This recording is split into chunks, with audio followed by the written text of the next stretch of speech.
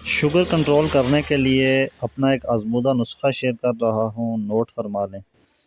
सबसे पहले नंबर पे आपने लेनी है तुख्मे सरस 10 ग्राम। दूसरे नंबर पर आपने लेना है कलवंजी यानी स्याह 30 ग्राम। तीसरे नंबर पर आपने लेनी है गोंद कीकर 30 ग्राम। और चौथे नंबर पर आपने लेना है कोड़ तुम्बा 30 ग्राम। ये आपने लेना है बग़ैर बीज के। और उसके अलावा आपने लेनी है 10 ग्राम चुरा और 10 ग्राम आपने लेना है इंदर जो तलख।